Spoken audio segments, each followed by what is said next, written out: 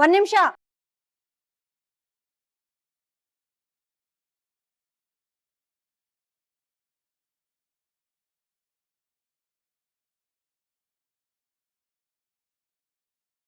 ಇವತ್ತು ನೀವೇ ಗೆದ್ದು ಬಿಟ್ರಿ ಅಂತ ಬೀಗ್ತಾ ಇದ್ದೀರಾ.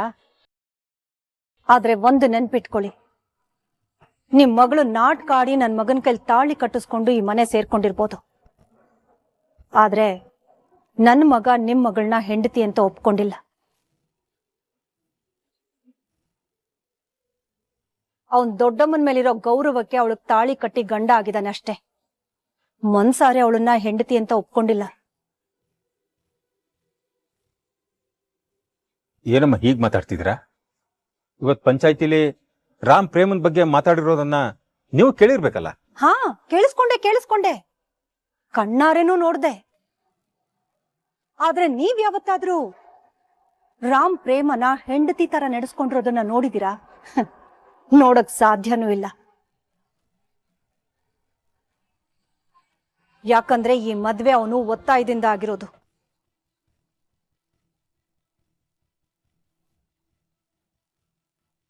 ಏನದ್ಕೆ ನಿಮ್ ಮಾತಿನ ಅರ್ಥ? ಒಬ್ಬ ಗಂಡ ಆಗಿರೋನು ಹೆಂಡತಿನ ಹೇಗ್ ನೋಡ್ಕೋತಾನೆ? ಅವಳಿಗಿಷ್ಟ ಆಗಿರೋದನ್ನ ತಂದ್ಕೊಡ್ತಾನೆ, ಇಷ್ಟ ಆಗಿರೋ ಕಡೆ ಕರ್ಕೊಂಡು ಹೋಗ್ತಾನೆ, ಹೆಂಡತಿ ಆಸೆ ಏನೇನು ಅಂತ ತಿಳ್ಕೊಂಡು ಎಲ್ಲಾನು ಪೂರೈಸ್ತಾನೆ. ನನ್ನ ಮಗ ಇದ್ರಲ್ಲಿ ಒಂದನ್ನ ಮಾಡಿರೋದನ್ನ ನೀವು ನೋಡಿದೀರಾ? ಇಲ್ಲ ಅಲ್ವಾ? ನಾನು ನೋಡಿಲ್ಲ. ಅವಳನ್ನ ಹೊರಗಡೆ ಸುತ್ತಾಡ್ಸೋದಕ್ಕೆ ಕರ್ಕೊಂಡು ಹೋಗೋದಿರ್ಲಿ, ಇಲ್ಲಿವರೆಗೂ ಅವಳಿಗೆ ಅಂತ ಒಂದು ಸೀರೆ ತಂದ್ಕೊಟ್ಟಿಲ್ಲ. ಹೇಗ್ ತಂದ್ಕೊಡ್ತಾನೆ ಬಿಡಿ, ಪಾಪ. ಅವನಿಗೆ ಅವಳಂದ್ರೆ ಇಷ್ಟ ಇರ್ಬೇಕಲ್ಲ.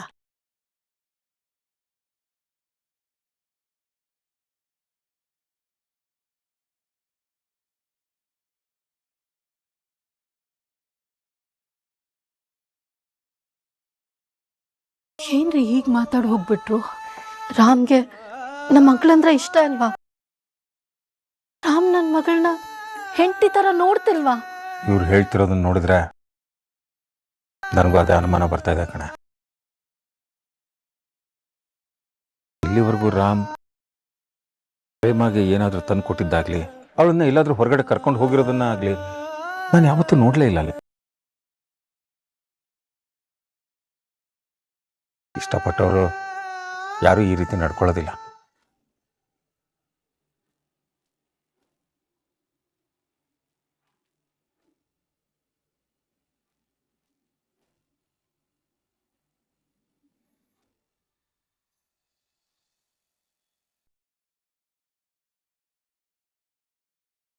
ಹೇಳಿ ಇನ್ನೊಬ್ರು ಮರ್ಯಾದೆ ತೆಗೆಯೋದೇ ನಿನ್ ಕೆಲ್ಸ ಅಲ್ವಾ?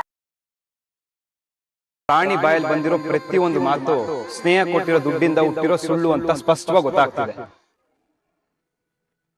ನಿಮ್ ತೀರ್ಮಾನ ನೀವು ಮಾಡಿ. ನಾನು ಪ್ರೇಮಗೆ ತಾಳಿ ಕಟ್ಟಿದಂತೂ ಸತ್ಯ. ಹಾಗೆ ಇನ್ ಮುಂದೆ ನೀವಿಬ್ರು ಯಾವುದೇ ಪಂಚಾಯತಿ ಕರೆದ್ರು ಅದಕ್ಕೆ ಯಾವುದೇ ರೀತಿ ಬೆಲೆ ಇರೋದಿಲ್ಲ. ನನ್ ಸೊಸೆ ಪ್ರೇಮ ಗೆದ್ಲು, ಈ ಸ್ನೇಹ ಸೋತ್ಲು. ರಾಮ ಮತ್ತೆ ಪ್ರೇಮನ ಒಂದ್ ಮಾಡಿರೋದು ಆ ಭಗವಂತ. ಅವರಿಬ್ಬರನ್ನ ದೂರ ಮಾಡೋದಕ್ಕೆ ನಿನ್ನಿಂದನೂ ಸಾಧ್ಯ ಇಲ್ಲ, ಈ ನಿಮ್ಮ ಅಪ್ಪನಿಂದನೂ ಸಾಧ್ಯ ಇಲ್ಲ. ಒಂದ್ ಹೆಣ್ಣಿಗೆ ಇಷ್ಟೊಂದು ಅಹಂಕಾರ ಇರಬಾರ್ದು. ಬಹುಶಃ ಸ್ನೇಹ ಅವ್ರ ಅಮ್ಮನ ಜೊತೆಲಿ ಬೆಳ್ದಿದ್ರೆ ಹೀಗೆಲ್ಲ ಆಡ್ತಿರ್ಲಿಲ್ವೇನೋ. ನೀನೇ ಹೇಳುದಿಲ್ಲ ಸ್ನೇಹ, ಸತ್ಯ ಯಾವಾಗಾದ್ರೂ ಬಂದೇ ಬರುತ್ತೆ ಅಂತ. ಈಗ ಬಂದಿದೆ ಅಷ್ಟೇ.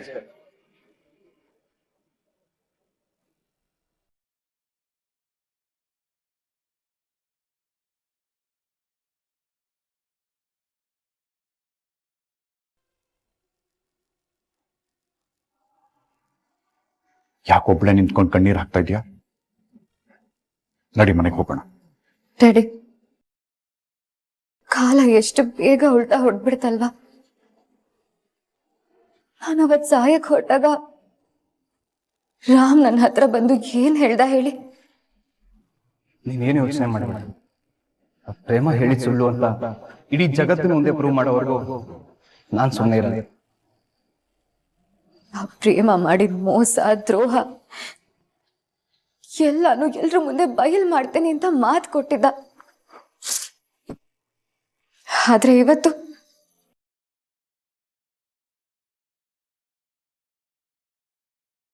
ಸಮಾಧಾನ ಮಾಡ್ಕೊ ಮಗಳೇ. ಹೇಗ್ ಡ್ಯಾಡಿ, ನಾನು ಹೇಗ್ ಸಮಾಧಾನ ಮಾಡ್ಕೊಳ್ಳಿ? ಕೈಗೆ ಬಂತು, ಬಾಯಿಗೆ ಬರ್ಲಿಲ್ಲ, ಹಾಗಾಗೋಯ್ತು. ಆ ಕಾವ್ಯ ಒಬ್ಬಳು ಬರ್ದೆ ಹೋಗಿದ್ದಿದ್ರೆ ಎಲ್ಲ ನಾವು ಅನ್ಕೊಂಡಂಗೆ ಆಗಿರೋದು. ಬರೀ ಕಾವ್ಯ ಮಾತ್ರ ಅಲ್ಲ ಡ್ಯಾಡಿ, ಇವತ್ತ ಪರಿಸ್ಥಿತಿಗೆ ನನ್ನ ಅದೃಷ್ಟನೇ ಕೈ ಕೊಟ್ಬಿಡ್ತು. ಪ್ರೇಮ ತಪ್ಪೊಪ್ಕೊಂಡ್ರು, ಪರಿಸ್ಥಿತಿ ಅವಳ ಕೈ ಹಿಡಿದ್ಬಿಡ್ತು daddy. How daddy, how she so lucky. ನನಗ್ ತುಂಬಾ ನೋವಾಗಿದೆ. ಏನ್ ಗೊತ್ತಾ, ನನ್ನ ಪರವಾಗಿದ್ದಿದ್ ರಾಮ್ ಇವತ್ತು ಆ ಪ್ರೇಮನ್ ಪರವಾಗಿ ನಿಂತು ಮಾತಾಡಿದ್ದು. ನಾನು ಎಷ್ಟು ಪ್ರಶ್ನೆ ಮಾಡಿದ್ರು ಅದನ್ನ ಕೇಳಿಸ್ಕೊಳ್ದೆ ಅವಾಯ್ಡ್ ಮಾಡಿದ್ದು. ಡ್ಯಾಡಿ ಡ್ಯಾಡಿ, ನನ್ ರಾಮ್ ಇಲ್ದೆ ಬದುಕಕ್ ಆಗಲ್ಲ ಡ್ಯಾಡಿ. ನನಗ್ ನನ್ ರಾಮ್ ಬೇಕು, ನನಗ್ ನನ್ ರಾಮ್ ಬೇಕು ಡ್ಯಾಡಿ. ನನ್ನೋನ್ ಆಗ್ಲೇಬೇಕು.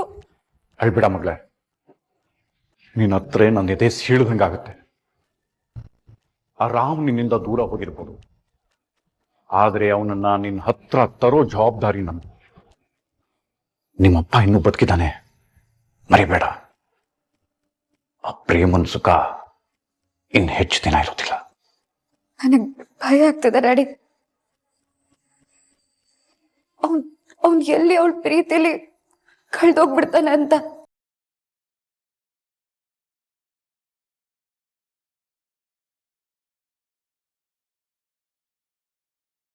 ಹಾಗಾಗೋದಕ್ಕೆ ನಾನು ಬಿಡೋದಿಲ್ಲ.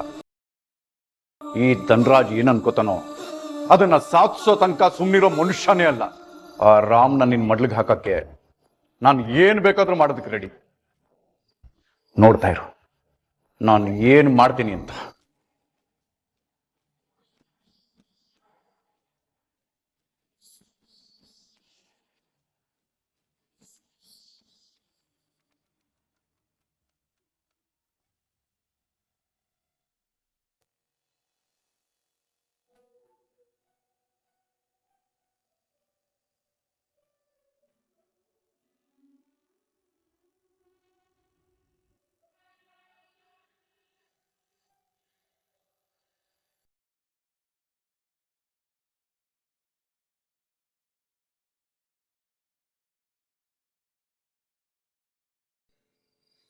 ನಾನು ಒಳ್ಳೆಯವನು ಅಂತ ಪ್ರೂವ್ ಮಾಡ್ಕೊಳ್ಳೋದಕ್ಕೆ ನನಗೆ ಮತ್ತೆ ಇನ್ನೊಂದು ಅವಕಾಶ ಸಿಗದೆ ಇದ್ರೂ ಚಿಂತೆ ಇಲ್ಲ.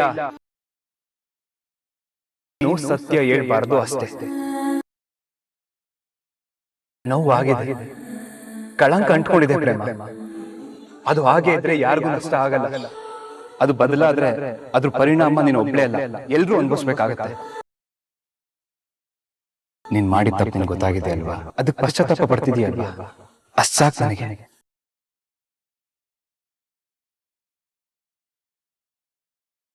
ಸ್ವಾರ್ಥ ಅಂದ್ರೆ ಏನು ಅಂತ ನಂಗೆ ಗೊತ್ತಾ ಇಲ್ಲ ರಾಮ್. ನೀನು ನಿನಗೋಸ್ಕರ ಅಲ್ಲ, ಎಲ್ರಿಗೋಸ್ಕರ ಬದುಕ್ತಾ ಇದೀಯ. ಮನೆಯವ್ರಿಗೋಸ್ಕರ ನೀನು ಆರೋಪ ಹೊತ್ಕೊಳ್ಳೋದಕ್ಕೂ ರೆಡಿ ಅಂದ್ಯಲ್ಲ ರಾಮ್. ರಾಣಿ ಬಾಯಲ್ಲಿ ಬಂದಿರೋ ಪ್ರತಿಯೊಂದು ಮಾತು ಸ್ನೇಹ ಕೊಟ್ಟಿರೋ ದುಡ್ಡಿಂದ ಹುಟ್ಟಿರೋ ಸುಳ್ಳು ಅಂತ ಸ್ಪಷ್ಟವಾಗಿ ಗೊತ್ತಾಗ್ತದೆ. ನಿಮ್ ತೀರ್ಮಾನ ನೀವು ಮಾಡಿ. ನಾನು ಪ್ರೇಮಗೆ ತಾಳಿ ಕಟ್ಟಿದಂತೂ ಸತ್ಯ. ಪ್ರೇಮ ನನಗೆ ಯಾವುದೇ ಮೋಸ ಮಾಡಿ, ನಾನೇ ಪ್ರೇಮಗೆ ತಾಳಿ ಕಟ್ಟಿರೋದು.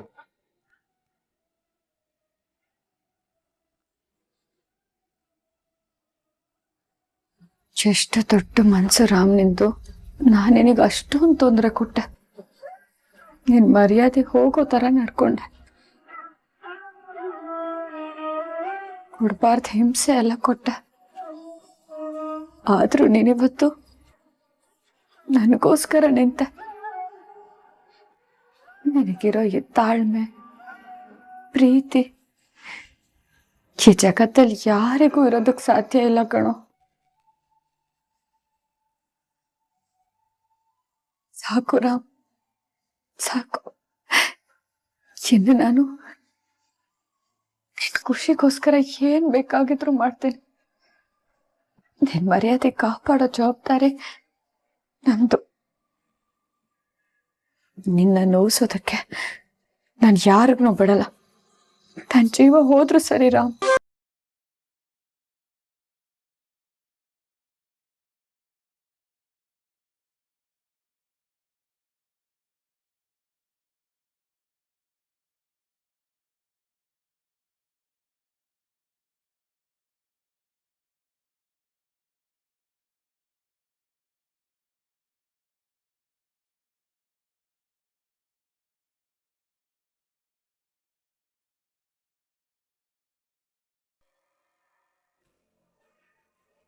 ಮಾದೇವು ತಗೊಮ್ಮ.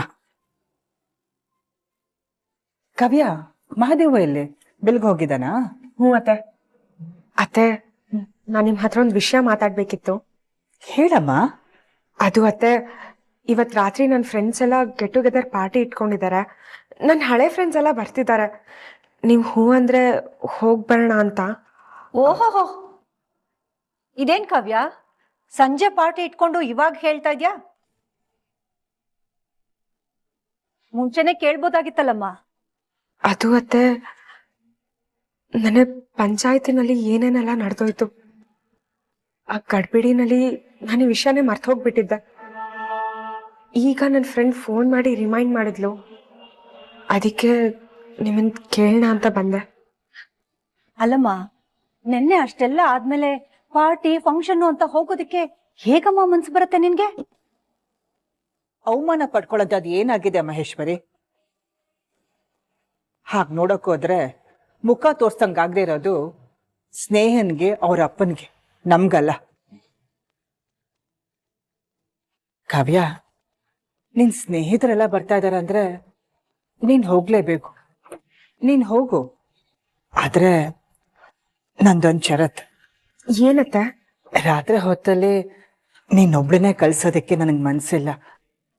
ನೀನ್ ಹೋಗೋದಾದ್ರೆ ನಮ್ಮ ಮಹಾದೇವನ ಕರ್ಕೊಂಡು ಹೋಗು. ಅಲ್ಲ ಅತ್ತೆ, ಪಾಪ ಮಹದೇವ್ ಕೆಲ್ಸದ ವಿಷಯದಲ್ಲಿ ತುಂಬಾನೇ ಬ್ಯುಸಿಯಾಗಿರ್ತಾರೆ. ಸುಮ್ನೆ ಅವ್ರಿಗೆ ಯಾಕೆ ತೊಂದರೆ ಕೊಡೋದು? ನಾನು ಪಂಚಮಿನ್ ಕರ್ಕೊಂಡು ಹೋಗ್ತೀನಿ, ಆಗ್ಬೋದಾತ? ಕರ್ದ್ರು ಬರ್ದೇ ಇರೋದಕ್ಕಿಂತ ಕರಿದೇ ಇರೋದೇ ವಾಸಿ ಅಂತ ಅನ್ಕೊಂಡಿರ್ಬೇಕು ಅಲ್ವಾ ಕಾವ್ಯ?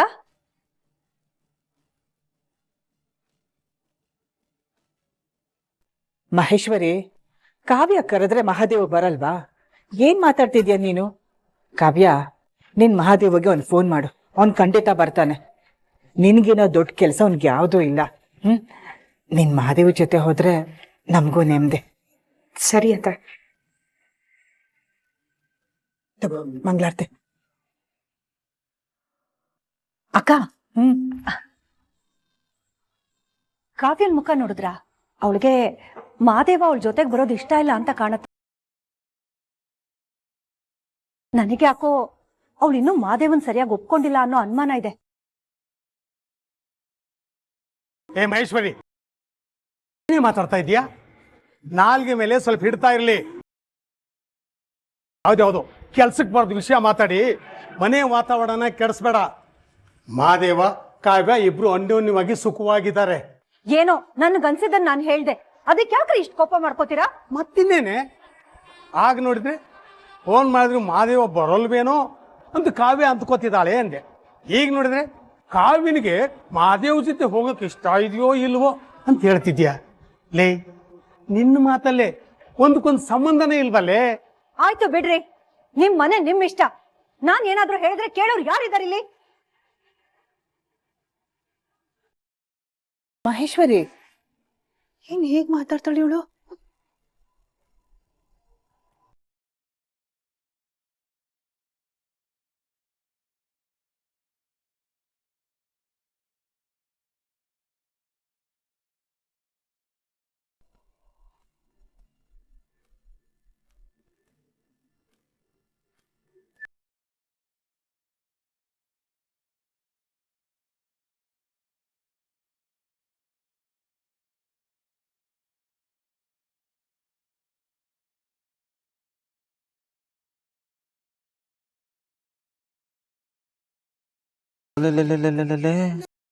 ಇದೇನಾರ ಕನ್ಸ? ರಾಕ್ಷಸಿ ನನಗ್ ಫೋನ್ ಮಾಡೋದು ಅಂದ್ರೇನು, ನನ್ನ ನೆನ್ಸ್ಕೊಳ್ಳೋದು ಅಂದ್ರೇನು? ಕನ್ಸ್ ಕಾಣ್ತಾ ಇನ್ನ? ಇಲ್ಲ ಇಲ್ಲ ನನ್ಸೆ, ಇದು ನಿಜಾನೇ.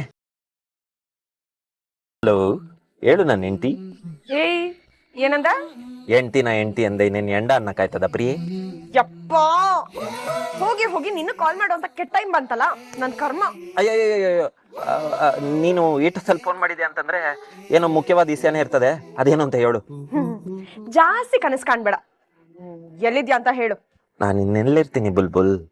ನಿನ್ ಹೃದಯದಾಗೆ ಒಂದು ಚಿಕ್ಕ ಗೂಡು ಕಟ್ಕೊಂಡು ಅದ್ರೊಳಗೆ ಬೆಚ್ಚ ಕೂತೀವ್ನಿ. ನೋಡು, ತಮಾಷೆ ಸಾಕು, ಇಲ್ಲ ಅಂದ್ರೆ ನಾನು ಈಗ್ಲೇ ಫೋನ್ ಕಟ್ ಮಾಡ್ತೀನಿ. ಈಗ ಎಲ್ಲಿದ್ಯಾ ಅಂತ ಹೇಳ್ತೀಯಾ ಇಲ್ವಾ? ಅಯ್ಯಯ್ಯೋ, ಹಂಗೆಲ್ಲಾರ ಮಾಡ್ಬಿಟ್ಯಾ? ಸರಿ ಸರಿ, ಹೇಳು. ಅದು ಇವತ್ ಸಂಜೆ ನನ್ನ ಫ್ರೆಂಡ್ಸ್ ಎಲ್ಲ ಗೆಟ್ ಟುಗೆದರ್ ಇಟ್ಕೊಂಡಿದ್ದಾರೆ, ಅಂದ್ರೆ ಪಾರ್ಟಿ ಇಟ್ಕೊಂಡಿದ್ದಾರೆ. ಇವತ್ ನೀನ್ ಬೇಗ ಮನೆಗ್ ಬಂದು ನನ್ನ ಅಲ್ಲಿ ಕರ್ಕೊಂಡ್ ಹೋಗ್ಬೇಕು. ಪಾರ್ಟಿನಾ? ನಿನ್ ಫ್ರೆಂಡ್ಸ್ ಜೊತೆಗ ನಾನ್ ಬರ್ಬೇಕಾ? ನೀನ್ ಕರಿತಾ ಇದೀಯಾ? ಏಯ್, ಓವರ್ ಆಕ್ಟಿಂಗ್ ಬೇಡ. ಅಯ್ಯೋ ಕಾವ್ಯ, ನಿನಗಿದು ಓವರ್ ಆಕ್ಟಿಂಗ್ ಅನ್ಸ್ಬೋದು, ಆದ್ರೆ ನನ್ಗೆ ಅಯ್ಯೋ ಸರಿ, ಅದನ್ನೆಲ್ಲ ಬಿಡು. ನಾನು ಈಗ್ಲೇ ಬಂದ್ಬಿಡ್ತೀನಿ. ಅದ್ ಸರಿ, ನಿಮ್ ಫ್ರೆಂಡ್ಸ್ ಕೊಡಕ್ಕೆ ಗಿಫ್ಟ್ ಏನಾದ್ರು ತರ್ಬೇಕಾ? ಏನು ಬೇಕಾಗಿಲ್ಲ. ಆಯ್ತು ಬಿಡು, ಅದಕ್ಕೆ ಯಾಕಂಗ್ ತಿವ್ದಂಗ್ ಮಾತಾಡ್ತೀಯ?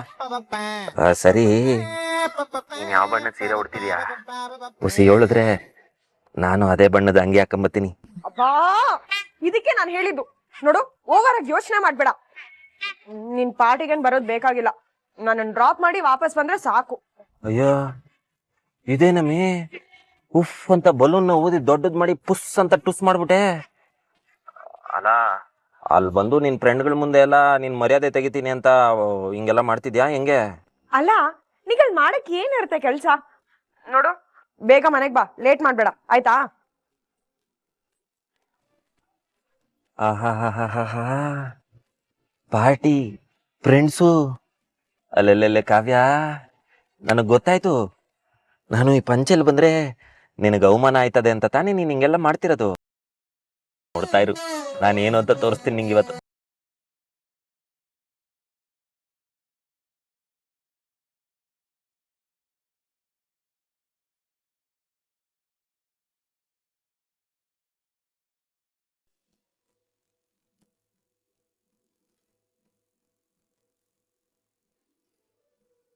ಪ್ರೇಮ, ಎಲ್ಲಾದ್ರೂ ಆಚೆ ಹೊರಟಿದ್ಯಾ?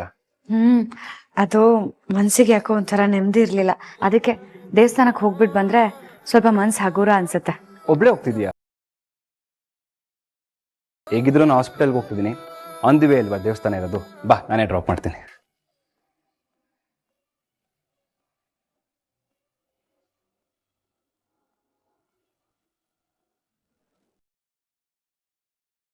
ರಾಮ್, ಯಾಕೋ ಇನ್ನು ಹಾಸ್ಪಿಟ್ಲಿಗೆ ಹೋಗಿಲ್ವಾ?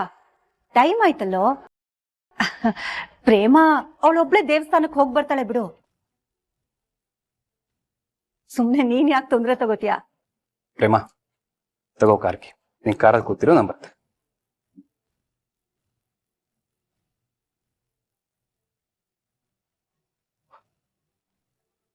ಮಾ, ಪ್ರೇಮ ಮನೆಗೆ ಬರೋ ಸ್ವಲ್ಪ ಲೇಟ್ ಆಗುತ್ತೆ. ಯಾಕೆ? ದೇವ್ರ ಪ್ರತ್ಯಕ್ಷ ಆಗೋ ತನಕ ದೇವಸ್ಥಾನದಲ್ಲೇ ಕೂತು ಕಣ್ಣೀರ್ ಹಾಕ್ತಾಳಂತ ಅಥವಾ ತಪಸ್ ಮಾಡ್ತಾಳಂತ? ದೇವಸ್ಥಾನಕ್ಕೆ ಹೋದ್ರೆ ಬೇಗನೆ ಬರ್ತಾಳೆ, ಆದ್ರೆ ಇವತ್ತು ನಾನು ಅವಳನ್ನ ಆಚೆ ಕರ್ಕೊಂಡು ಹೋಗ್ತಾ ಇದ್ದೀನಿ. ಆಚೆ ಕರ್ಕೊಂಡು ಹೋಗ್ತಿದ್ಯಾ? ಯಾಕೆ? ಏನಿಲ್ಲ ಅಮ್ಮ, ಇಷ್ಟು ದಿನ ನನ್ನ ಕೆಲಸದಲ್ಲಿ ನಾನು ಬ್ಯುಸಿ ಇದ್ದೆ. ಈ ಲೋಕ ಜ್ಞಾನನೇ ಗೊತ್ತಿರಲಿಲ್ಲ ನನಗೆ. ಹೊರಗಡೆ ಜನ ಏನೇನೋ ಮಾತಾಡ್ತಿದ್ದಾರೆ ಅಮ್ಮ. ಗಂಡ ಹೆಂಡತಿ ಅಂದ್ರೆ ಹಾಗಿರ್ಬೇಕು ಹೀಗಿರ್ಬೇಕು ಅಂತ ಹೇಳ್ತಿದ್ದಾರೆ. ಗಂಡ ಹೆಂಡತಿನ ಆಚೆ ಕರ್ಕೊಂಡು ಹೋದ್ರೇನೆ ಅವರಿಬ್ರು ಗಂಡ ಹೆಂಡತಿ ಅಂತ ಹೇಳ್ತಿದ್ದಾರೆ. ಇದು ನಿಜನೇನಮ್ಮ?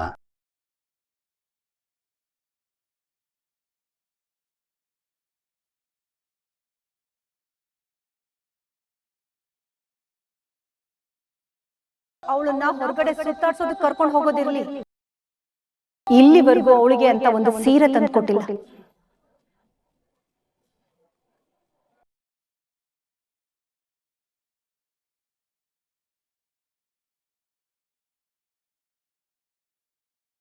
ಗಂಡ ಹೆಂಡತಿನ ದೇವಸ್ಥಾನಕ್ಕೆ ಕರ್ಕೊಂಡು ಹೋದ್ರೆ ಊರೆಲ್ಲ ಸುತ್ತಾಡ್ಸಿದ್ರೇನೆ ಅವರಿಬ್ರ ಮಧ್ಯೆ ಪ್ರೀತಿ ಇದೆ ಅಂತ ಈ ಜಗತ್ತಿಗೆ ಗೊತ್ತಾಗೋದಂತೆ.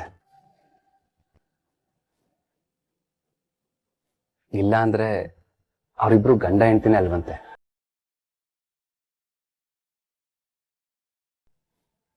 ಹೌದೇನಮ್ಮ? ಅದಕ್ಕೆ ಇವತ್ತು ಪ್ರೇಮನ ಆಚೆ ಕರ್ಕೊಂಡು ಹೋಗ್ತಾ ಇದ್ದೀನಿ. ನಾನು ಹೋಗಿ ಬರ್ತೀನಮ್ಮ.